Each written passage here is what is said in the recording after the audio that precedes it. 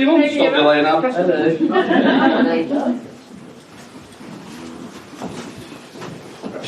Cheers, thanks.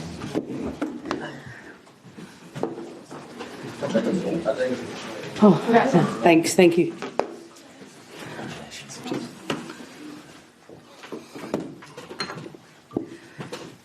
What's on the t-shirt? I don't actually know. Apparently you've just met my mum outside then. She's lovely. Oh. There you go. Yeah. Yeah. Yeah. Yeah, the first team to do 5 back-to-back. Pep can do 4, can't he? Yeah. Let's make that clear. Not the first team in England to do it 4 5 times even. All right, I'm already emotional. Emma's last press conference. Who'd like to go first? Emma. Congratulations. Thank you. An unbelievable achievement. Was it the absolutely perfect day for you? Yeah.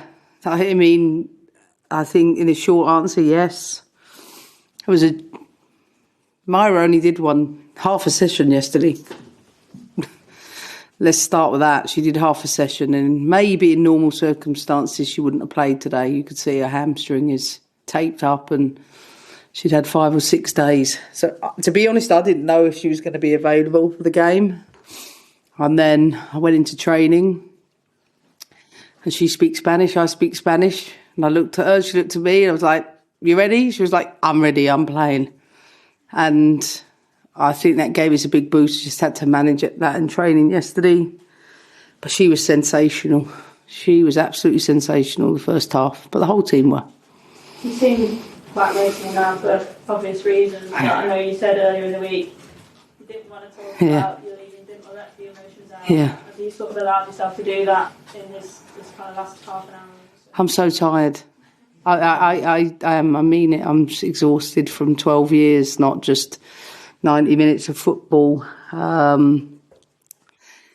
don't know anyone does it for that length of time. I don't know how I've done it for 12 years, but I think, listen, I'm always so grateful for the players and what they've done for me and the club. I'm so relieved it's over. Anton. Yeah. Emma, how does it feel today? I know you always want to put the team first. Yeah, I do. But they wanted to put you front and centre today. So how did that feel? Cringy. You know, Kat, you can tell she's the American in the group because she's not afraid of that. I'm British, so I want to be like... Listen, if I wasn't a football manager or I had to do a press conference every 3 days, I'm that person in the social group that's like, sits in the corner. I'm not someone who is front and centre in my life. I don't live like that. So I find some of this job really, really hard because I just want a quiet life. And that's what I'm most looking forward to, is being out of the British media. No offence. Being out of the British media, having a different life, and being in a situation where I only have to do this and games every 6-8 weeks. Has this job changed you then? I'd say it's taken its toll on me rather than changed me. I categorically cannot carry on, so I am absolutely leaving at the right time. I don't have another drop to give it, whether it's whatever it is. There's so much of the job, not just this, it's dealing with people. And when you deal with people, I have such high standards for myself that maintaining that, I think, has become impossible.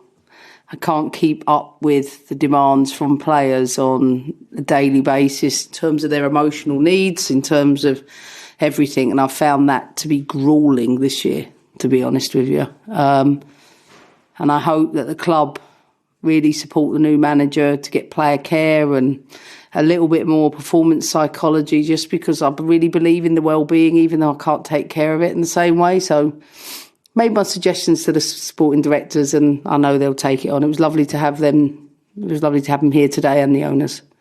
So you want to flight next week? How are you going to sort of, if you're drained now, how is it going to sort of feel when you have to go again so soon? I mean, it's not tiring thinking about going to an Olympics, is it? It's a different different energy. It will, I'll feel reinvigorated and re-energized with something else. Sometimes people think you need a rest. Sometimes you just need a change.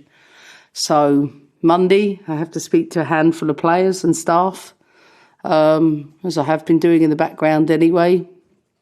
Tuesday, I'm on a leadership call with US leadership, and Wednesday I fly to New York, and pressers Thursday in Denver Friday to meet with the staff and get prepared for the team to arrive on Monday.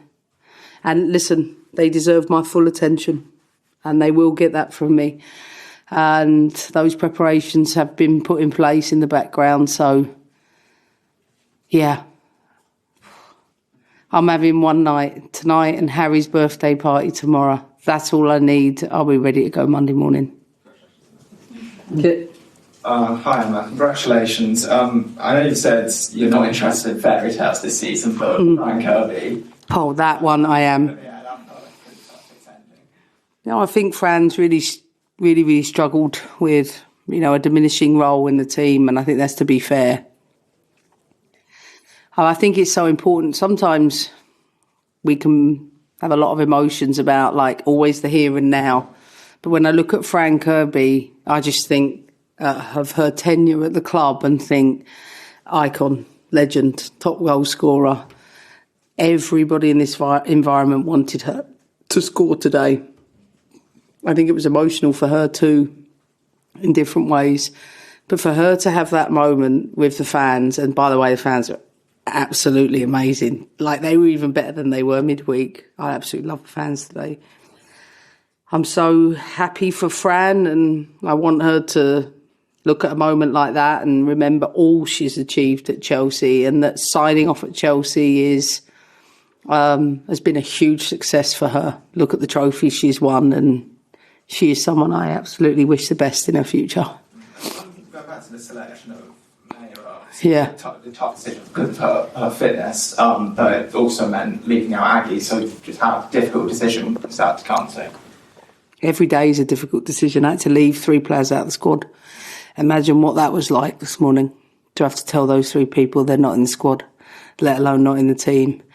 I won't miss that every 3 days. That's probably the hardest part of the job. In fact, it is the hardest part of the job, telling people they're not in the squad, because people automatically associate value with playing. So if they're not playing, they don't think they're contributing. And that's really tough on players. So, however, in years to come, no one looks at the team sheet. No one looks at who's in the squad of 20. Everyone says you were part of that team at Chelsea. And that's what I try to remind players, even though that's hard when they have individual situations. I think Myra, listen, Aggie's a young player. She's the future of Chelsea, but she's still got a lot to learn. Myra, we've been without Sam Kerr, Myra, me official, LJ the back end of the season. We've had some big injuries this year. Billy Bright. Trust you me, losing the volume of leadership we have at the back and up top, I think did take its toll, plus the transitioning of new players, young players, and, the diminishing role of some of the senior players. But that's why, for me, this is the best title, because we're not stupid. We know we weren't at our best. But for us to win a title, wow. Like, I'm sorry, I don't think you guys realise how hard it is to win and win and win and win. Some of these teams don't change their teams, or they're in the peak of their eras, and they play a game a week. We don't. We've played significantly more games if you look over the last 5 years, and I think it took its toll as well, plus Olympics, plus World Cup, plus Euros in terms of our senior players. But I almost can't believe we've won the title. Can't believe it. Just like, you've obviously seen a lot, you've won a lot in your 12 years, so those things you just talked about, what maybe makes this year and this title race unique for you guys? 2 games to go in the title. We've got a 19-year-old on the right-hand wing in Micah Hamano, and Aggie's 20. No one talks about that enough. It's not Sam Kerr. I respect that City have lost Bunny Shaw. Look what we lost this year. And when you watch Billy Bright's performance today, She's had to play the last 3 games, and we all know she hasn't been 100%. But what a leader. What a leader. And we've missed Millie for large chunks of the season. But I also think credit goes, I thought today was, I picked a team that could handle that had the emotional maturity to handle today. That's why I put Musovic in. 27 years of age, played a third choice, sometimes second, rarely been the first. Oh, she's one of the most amazing humans I've ever coached, because she is someone who's been sat in the background, even when she hasn't been, felt she could impact the team in a way, to come in the last 3 games and keep 3 clean sheets. I think that's what epitomises Chelsea. Last from me, does Liverpool away feel like a very long time ago now? I've been in City's position. I can't say forgive me, but if we'd have been in City's position, had they lost to Liverpool in the years gone by, we definitely won that next game. So forgive me for thinking that City should have won the title. I'm not doubting that. I think the loss of Bunny Shaw was significant. I think Man City have had a tremendous season. They really have. They pushed us all the way. But if you leave that door open for a team like Chelsea, I think the minute that door was left open was the minute everybody knew that we would walk through it. Katie. Yes, Emma, congratulations. You said after the game against Bristol City that there are a lot of moments in this job that are probably not as enjoyable. Yeah, loads. You ain't got long. You probably got a long list of them, but in terms of today, that was probably as comfortable and as emphatic a send-off as you could have hoped for. Were there any moments on the sideline when you had a couple of minutes or a couple of seconds to think, oh, I wish that this game would last forever, or this is the last time, or any moments like that on the sideline? Not one moment. However, I did spend time in the second half looking at all the Sir Alex Ferguson stand, the 27 years, the volume of trophies, the quotes around the stadium, the history around this stadium. I'm a little bit ADHD, so I definitely took that in a little bit. And I missed my drink with Sir Alex because I was celebrating too much. He was waiting for me, and I'm absolutely gutted. But he just rang me before I came in here, so I'm sorry, Sir Alex. I was really looking forward to that glass of red. And then you said before about how your dad told you when you were a teenager or early 20s to be the one that goes out and changes the game. Yeah. And there are probably a lot of things about the scale of the growth that you haven't foreseen, like you maybe didn't foresee the impact of the press or the scale of where it was. But when you look at your contribution to the game now, whether that's through Chelsea or as the game as a whole, how do you reflect on that?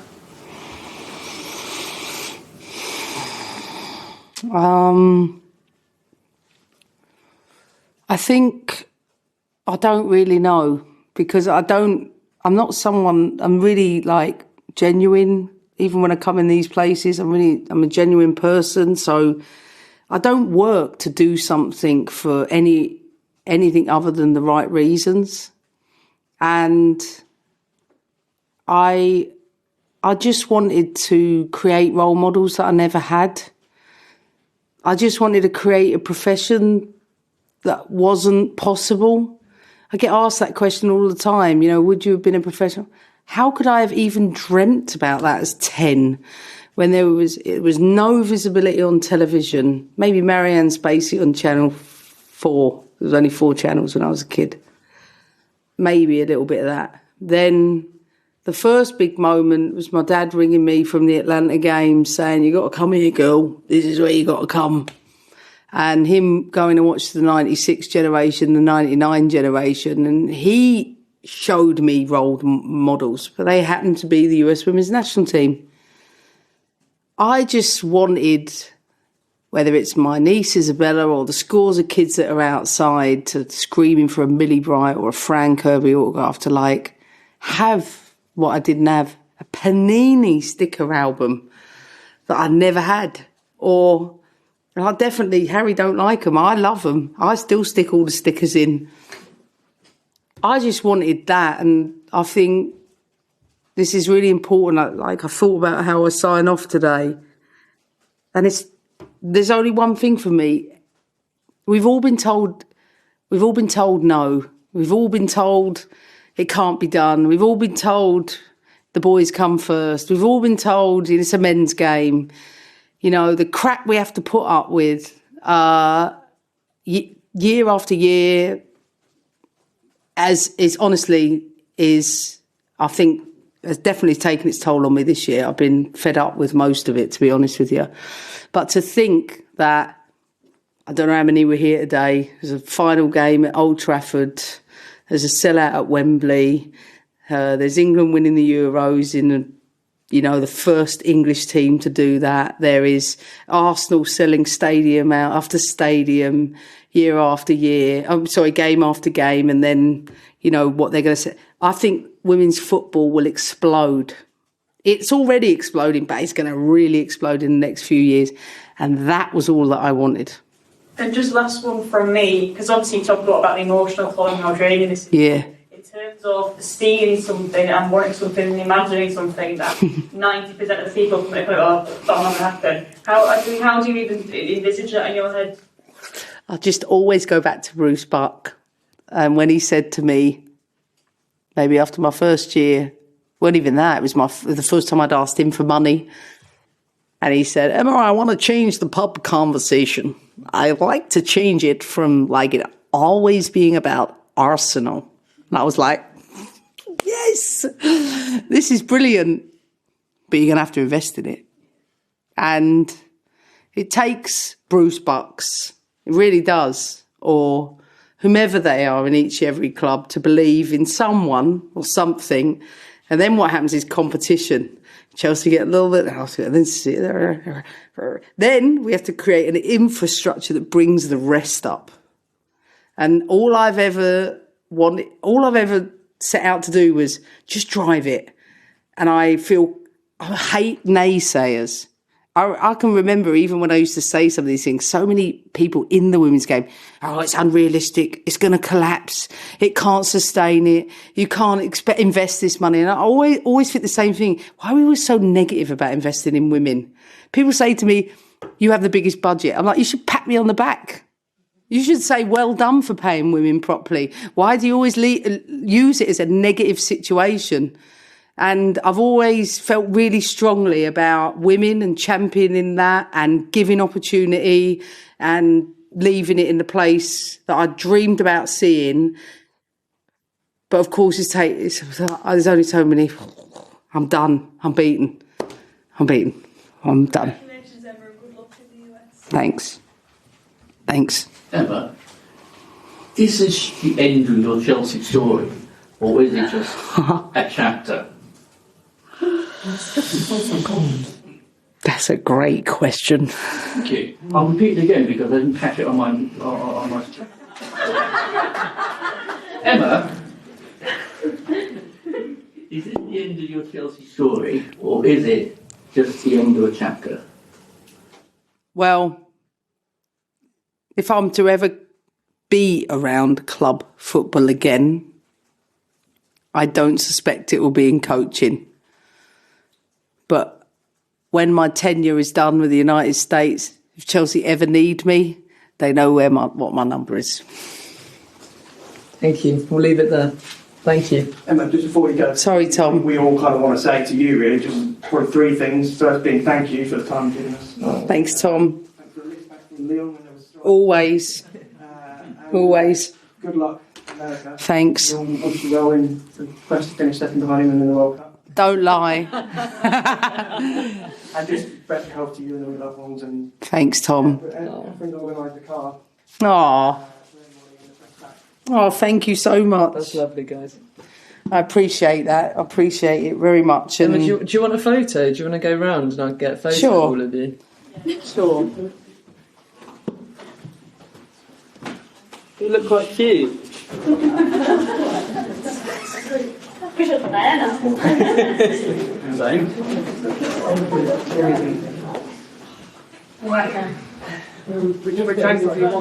That's it. Feel like Harriet now. All right. Can everyone see me? I mean, everyone knows what my son said to me when he came up to me, Right, hello, Mummy. Went, we've got another one to put on the line. That's absolutely ridiculous. All right, that's it. Everyone's in. Can everyone see me? Say 1, 2, 3. Up the Chels. Up the Chels. I'll send that to you guys. Thank you very much. I'm kidding. I get it. A singer. Just a beer. There you go. Have you got any fares? Just a beer. I've got loads. Lydia, can I just say thank you to you as well? Oh, mate, don't be silly. Honestly, Don't be like silly. leaving the army and trying to get into women's football competitive in due Mate, time you've been fantastic. has been a You've been godsend. brilliant, mate. Absolute You've been godsend. brilliant. Means a lot. So I Straight honestly back at you. appreciate it. You've hit the ground running. You've hit the ground Thank running. you, mate. Best decision you made. Take care. We'll see. As I get time. I can't believe so. I'm so happy. Did you get your shirt? I'm so happy. That's Okay. like yours all over again. Right? Is it actually? Lids? What's in there? Oh, it's Emma's bottle of wine that Emma got. Trust me, make conditions. Looks nice. All right? Vintage. Oh, I'll try. I'll be almost every 8 weeks. Thank you. Emma. I can't believe it. What do you Cheers do? later. I've got a party. Gonna be over in the city. Yeah, I've got Okay, about 60 perfect. school friends, all my friends coming over, family and barbecuing. See you soon, Dan. See you soon. At 6:30 in the morning. I don't like it. I like being mum. Yeah. In France. Definitely. Can I just say, I was the army last year, getting into women's football, and my first sort of public interview was you. Right. And you challenged me. I think you've made me a lot better. And I just wanted to say thank you. It's been a real honour, and I appreciate it. Appreciate it. I do. Listen, I know you need to do what you got to do. But I said this to you, Pop, him and I have spoken a fair bit in this period. Hard. Hard job. Hard. Doing this all those times so hard. Do you feel that you get trusted out? Is it draining for you? Yeah, draining. I'm draining. Because I'm conscious when we act. Someone else to do it. I'm like, please someone else step up. When someone goes off with this misogyny or it's during the week, and it's always like, let me see, I know what Emma thinks. I might have something in Chelsea. Sometimes I feel like that is just. This is from What do you think's happened in the women's game? No, I think that's probably like part of my own doing sometimes. But I can't change it. I'm not like, I just had to learn to become, to switch off from it, like to take it away from me. But I think the players are really, really struggling with it. They're really struggling with the world of social media, especially like that. Yeah, they're really struggling with it though. Like I said with Becky Spencer, I know Becky since we were a kid, she's got I'm all over the place. I said, why have you seen the abuse of Manford kicking them all to someone? I said, but this is what I say to them, and I say to myself, listen, we know we've arrived. If that's the case, we've arrived that it's that much of a talking point. But I don't think we've gone professional, whatever. I don't. The difference with the men's and the women's game, boys have come through their academies with lots of player care. So you imagine if you're, I don't know, Lauren James, or Becky Spencer, maybe less so, it's older, but it impacts them. They don't have the player care around them, and they haven't gone to academies where they've been drilled how to be and how to behave and how to say things. It's so tough for them. And then obviously fans then jump on the bandwagon, whether it's on this bad's finished or, runs in the family, the James family. That's like, I always say to people, don't read it, but the difficulty is, what do we do? Like, we all conditioned now to pick up our telephones. So, like me, don't go on Twitter anymore, a little bit of Instagram, you scroll past those things. You can't avoid some things, and it can take that one situation, it can trigger something, and I know we have to be resilient enough, but I feel like that's probably the one thing maybe I worry about. I hope clubs invest a little more in player care. Not just performance psychology and care. You don't realise how fragile this generation is. They're really, really fragile. Really, like more than I've been coaching 26 years. This generation is the most fragile. Should they get Emma, go celebrate. Yeah. Go Oh, we will. Come on. Take care. All right, say hi to Molly for me, all right? See you guys at some point, maybe at Olympic gold medal final. I'll have a go, we've got to fucking beat the Spanish at some point.